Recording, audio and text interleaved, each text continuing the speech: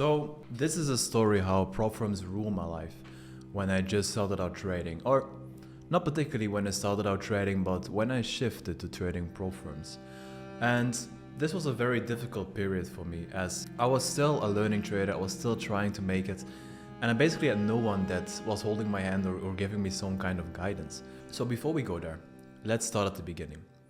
As I think this is the story a lot of you can relate to, and again I want to share my stories more frequently, so that you know you're not alone and it is still possible. I'm trying to change your perhaps limiting beliefs here. Alright, so it all started around 8 years ago. I started off trading crypto. I don't know if a lot of you know this, but that's where I started off. It was the Bitcoin boom of 2017. And this was basically my first ever experience with trading. I always loved trading, always loved the idea of trading. I'm that kind of guy that Wolf of Wall Street is his favorite film. So I always loved the idea of trading and I was always interested into it. I was looking at buying Bitcoin when it was $300 back in 2012 or 2013. The only issue was that I was 12 and I was not ingenious enough to buy it anyway with, I don't know, my dad's credit card or whatever it is. So it was not like that, unfortunately. Otherwise, my path would have been very different, obviously. Now, I've always been interested into trading stocks as well. So I started off with Bitcoin. And the thing is that even though I very, very much believed into the concept, I was still a bit skeptical because of all the people around me telling me, oh no, it's going to zero, whatever it is, it's just a phase. And back then, the Bitcoin boom was from, I don't know, like 700 to 17K, right? That was the first boom. I don't know if a lot of you were there trading back then, but it was a crazy time. And after that happened, 70K, back to 2K or 1K. It was crazy. So that was basically the first sign of, okay, Bitcoin is getting some life into it. Now, once that Bitcoin went down to 1K, and by the way, I made a little money with that because I've always been very good at selling. And if you guys know me, if you guys trade closely with me, I'm still a big bear. I still sell a lot of the times. So I sold as good as at the top. I believe around 15 or 16K. So I made a couple of bands there, even though it's not a lot now, but back then when I was probably 16, 17, it was a lot of money, right? A couple grand is a lot of money.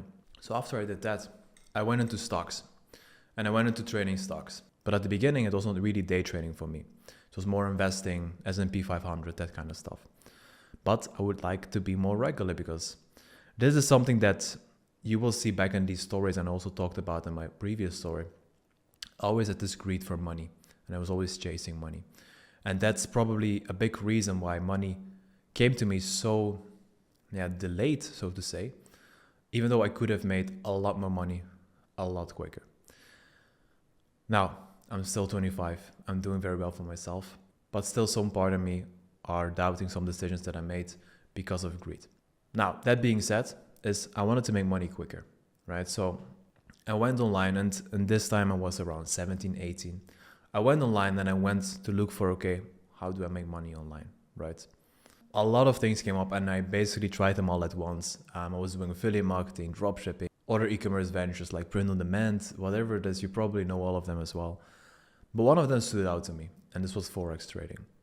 And even though I did not really see a lot of videos about it at that time because nobody was really around, except from a couple that I will come back to in a second. Even though besides all of that, I was scrolling on Instagram one of the days and I got a text message. It was from someone working at IML. And if you don't know what IML is, it is basically a multi-level marketing company where they're trying to recruit you as a recruiter yourself so that you can go on and recruit new people. If you recruit new people to their program, they earn money. And then the person that recruited them earn money, the person that recruited them earn money. It's basically like a level system constantly.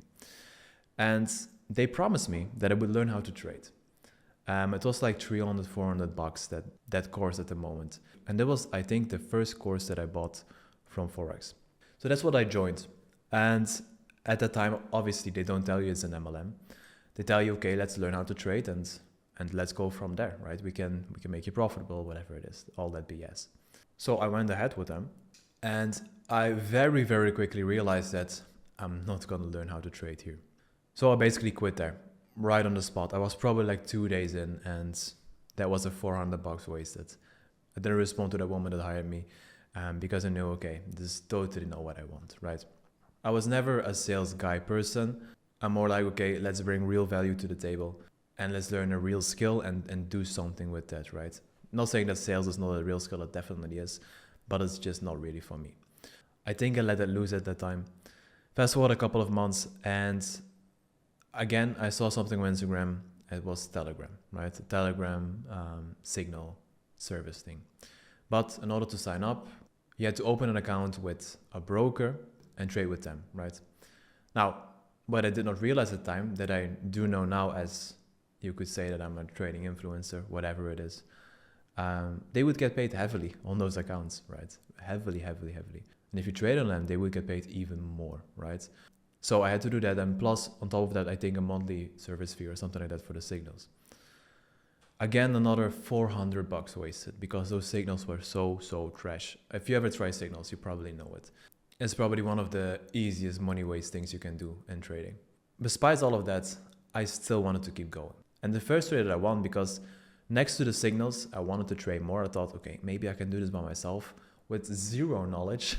I opened some trades and I saw, okay, from a 300 account, I made like $200. I was like, damn, this is crazy. By the way, super over leveraged, obviously. But I was like, damn, this is crazy. I want to do this. I want to learn how to do this and see this through. And this is probably why I don't regret buying any of those stupid things, because they all led me to where I am right now. They all led me to having the knowledge to know that not every course is good. They all made me see all of the bad things in trading. But through the woods of all those failures and bad things that there are in trading, I saw the good things as well. And that's that you can make a ton of money if you have the right skill. So I went on and bought more courses, and I believe I've put like 12, 13k euros into courses. This is something that I do regret, as, for example, one course was 6k. And I believed at the time, okay, I'm going to invest this into the course and I'm going to make it back tenfold. There was also like a funded account with them. It was with a firm in England, or a firm, some YouTube guys. That's where I will leave it. You probably know who I'm talking to. Still, some of the big names that are in trading right now were involved at the time. But it is what it is. I could go to their office in London, whatever. As I'm from Belgium, it's not that far traveling, but you still have to take the plane or the train or whatever. So it's still a while. So I only went like 2 times in a year or something like that.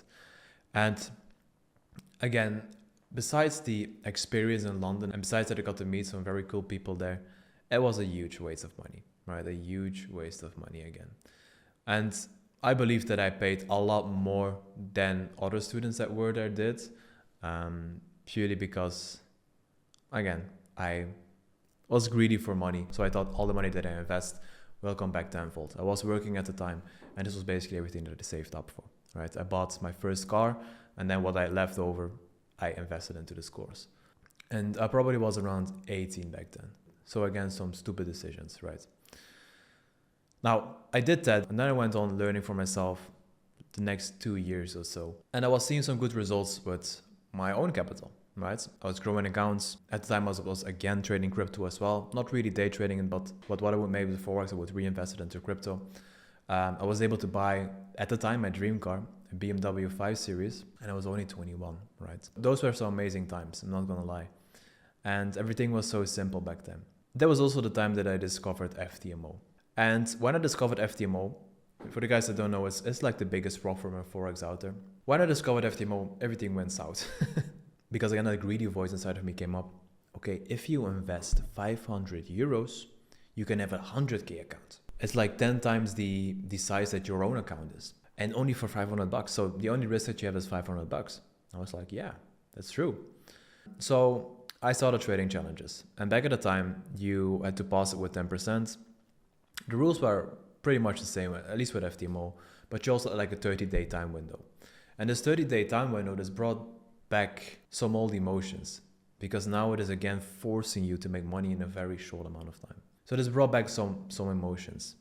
And before I knew it, I blew my first account. So what did I do? Without revising, because I was not journaling at the time. I think I had a very good period on my personal account without journaling, and I was pretty lucky to do that, but I was not journaling. So I was not journaling and I was not revisiting my trades. I was not looking over them. I was not seeing what could I have done better. Why did I lose the account? I was just hopping in and buying a new account. And I probably did this for 10, 15, 20 times. And at that moment I realized, damn, I'm doing something very, very wrong. Because this was also the moment that it was all at the same time, basically, that I switched from trading breakouts on GBJPY, that's what I started with, and on gold, to trading ICT. And without doing what ICT said, okay, do this on demo, try this, use this, learn this, apply this then. No, I went in, okay, I watched the course, let's hop straight into it without any testing. I'm a trader, I can do this, right? I'm profitable for the last 1.5, 2 years. I can do this.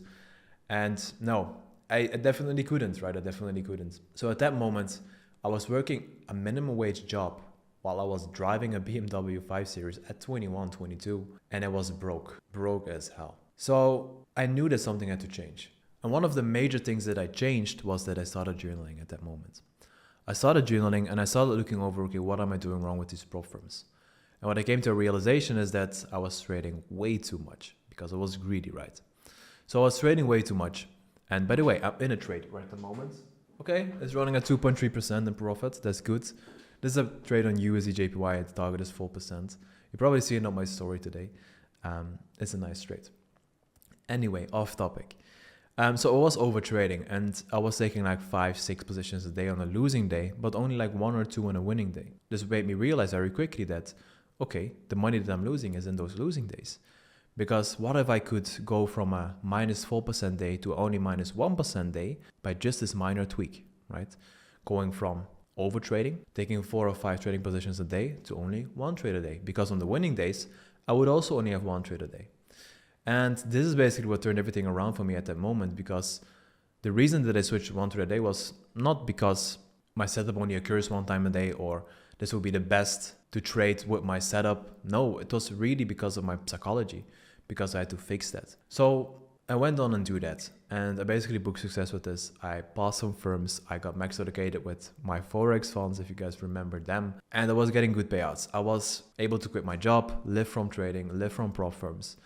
And I basically turned everything around. Then not that long ago, I think now around 2 years ago, my Forex fund shut down. And my max allocation was gone overnight. And even though you would say, okay, it doesn't matter that much, you can go to another firm, which is completely true, it did leave some marks on my psychology. Because now what I worked for so hard, so long as well, is again gone in like one wipe. Something that I could never see coming. And this made me realize, okay, I have to diversify a little bit. But still I did the same thing and I went with the funded trader, got max allocated again and lost everything as well there. I'm still waiting for those accounts, by the way, guys. So I lost everything there as well. Now I did learn from my lesson and I'm trying to diversify where I'm with, which firms I'm trading with. But also definitely some massive hits my psychology too, because everything that happens and everything that evolves trading, every loss that you take, every setback that you have, it will eat on you a little bit. And if you have enough of those setbacks, you will start throwing it all away. So I had moments, for example, where I was running up 9K in profit. But because it is a prop firm and because it is not real money, so to say, it's just a simulated 100K account and you only invested $500 into it, it doesn't feel that real, if that makes sense. And for us traders, these are just numbers on a screen and it doesn't matter that much. But if I would give you 9K right now in cash, right? It's like, what? 180, 50 euro bills or $50 bills. That's a lot, right? That's a lot. So think about that when you are seeing these profits floating and not doing anything with it. You can feed your family with it for the next 4 or 5 months, right? Those are big numbers. Realize that. And take profits where you can. Pay yourself where you can. Especially if you are a little bit like me, where you're a bit of a greedy trader, make sure to avoid it by all costs, because this is what's costing you money. And you can do this by being smart with systems, having rules in place. But then again, you have to keep yourself accountable to this or find someone to do this as well. And this was, again, such a huge money waste for me, because I was trying to fix that problem that I had with buying courses. But it was never a knowledge problem. It was always an accountability and the system problem. And I never realized that. And at that moment, there were also no coaches that were doing one-on-one. Not that they were really known or affordable, right? And that's obviously where I came in, because this is something that I needed the most back in the time and it wasn't available. So that's why I said, okay, go to hell with these courses and just make sure that you're doing a one-on-one that really helps people. And that's what I did, right? Because this now fulfills me, because I know how difficult it can be to overcome that gap, because I've been through so many battles trying to conquer this prop firm thing. And now that I made it, I'm so grateful that I did. But to be honest with you, the scars that I got because of it were probably not worth it in the end. Maybe in 5 years when I make 10 times more with trading, it will be.